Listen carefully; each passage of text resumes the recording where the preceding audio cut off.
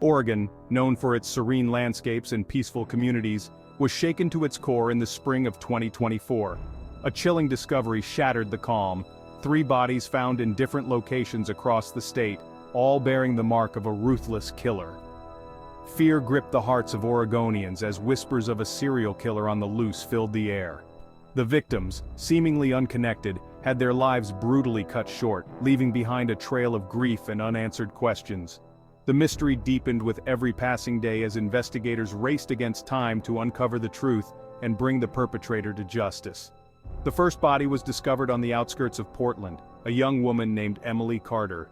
A beloved high school teacher, Emily was known for her infectious enthusiasm and dedication to her students.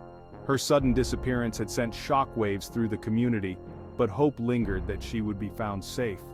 The discovery of her body, however, extinguished that hope, replacing it with a chilling reality. The circumstances of her death pointed towards foul play, and the news spread like wildfire, casting a dark cloud over the city. As investigators delved into Emily's life, they uncovered no apparent motive or connection to any criminal activity. She was a well-respected member of the community, with no known enemies. The randomness of her murder only amplified the fear that gripped the state. Was this a crime of passion, a random act of violence, or something more sinister? The questions lingered, adding to the growing sense of unease that permeated every corner of Oregon. Emily Carter was a ray of sunshine in the lives of her students. Her passion for literature was contagious, inspiring a love for reading in even the most reluctant learners. Her classroom was a haven for creativity, where students felt safe to explore their thoughts and ideas. Outside the classroom, Emily was an active member of her community, volunteering at the local library and participating in community theater productions. Her sudden disappearance had left a void in the lives of those who knew and loved her. Students mourned the loss of their beloved teacher, while colleagues struggled to come to terms with the tragedy. Emily's family was left devastated, grappling with the unimaginable pain of losing their daughter and sister in such a horrific manner. As the investigation into Emily's murder progressed, detectives meticulously pieced together the events leading up to her disappearance. They interviewed friends, family, and colleagues, searching for any clue that could lead them to her killer. Surveillance footage from the school and surrounding areas was analyzed, hoping to catch a glimpse of Emily's final moments.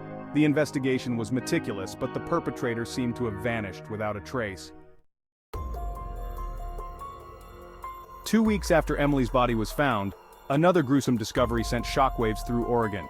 The body of a young man, identified as Michael Thompson, was found in a remote wooded area in the southern part of the state.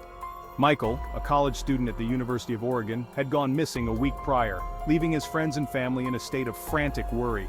Michael's disappearance had initially been treated as a missing person case, with authorities hoping he had simply gotten lost during a hiking trip. The discovery of his body, however, revealed a far more sinister reality. Like Emily, Michael had been murdered, his body bearing signs of violence. The news of his death sent a wave of fear through the university community and beyond, as the realization dawned that a killer might be targeting young people across the state. Adding to the complexity of the investigation, there seemed to be no immediate connection between Emily and Michael. They lived in different parts of the state, had different social circles, and seemingly led vastly different lives. The only apparent commonality was their age and the brutality of their murders. The lack of a connection between the victims left investigators grappling with an unsettling question. Was this the work of a single killer, or were there multiple perpetrators operating independently? The discovery of Michael's body sent a collective shiver down the spines of Oregonians. The initial sense of unease transformed into palpable fear. What had started as a localized tragedy in Portland now felt like a statewide nightmare. The idea of a killer on the loose, preying on seemingly random victims, was a chilling thought that permeated every conversation, every news report, every interaction.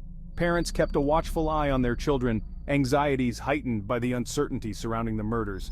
The once vibrant and carefree atmosphere of Oregon was replaced by a somber cloud of fear. Public gatherings were sparsely attended, parks felt eerily empty, and a sense of vulnerability hung heavy in the air. The pressure on law enforcement intensified with each passing day. The media, fueled by public fear, demanded answers.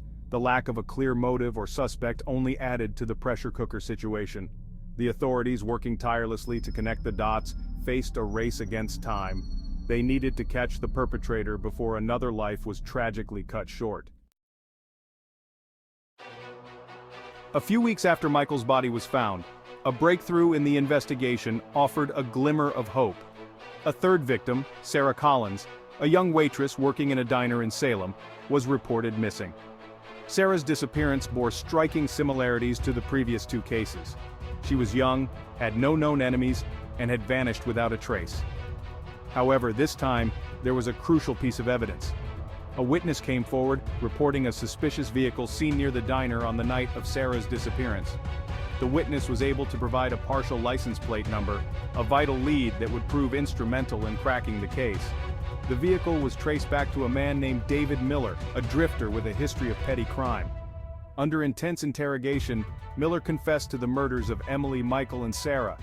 He revealed a chilling motive, a twisted sense of power and control that fueled his heinous acts. The confession brought a sense of relief to the community, but it also left a deep scar, a reminder of the darkness that can lurk beneath the surface of even the most peaceful communities. David Miller's arrest brought an end to the reign of terror that had gripped Oregon for months. The legal process moved swiftly, and Miller was found guilty of the murders, receiving a life sentence without the possibility of parole. Justice, it seemed, had been served. Yet despite the closure brought by Miller's conviction, certain questions lingered, refusing to be silenced. Why were these specific individuals targeted? Was there a deeper connection that investigators missed? Or was it truly a series of random acts of violence? Despite Miller's confession, a sense of unease remained, a shadow cast by the randomness of the crimes. The families of the victims, forever scarred by the tragedy, continued to grapple with the loss of their loved ones, seeking solace in memories and the hope that their loved ones' legacies would not be defined by their tragic ends. The Oregon tragedy served as a stark reminder of the fragility of life, the vulnerability of communities, and the importance of constant vigilance. It highlighted the crucial role of law enforcement in safeguarding public safety and the enduring power of community resilience in the face of unimaginable tragedy. While the scars of the tragedy might never fully heal, the memory of the victims served as a catalyst for change, a reminder to cherish life, to stand united against violence, and to work tirelessly to create a safer world for all.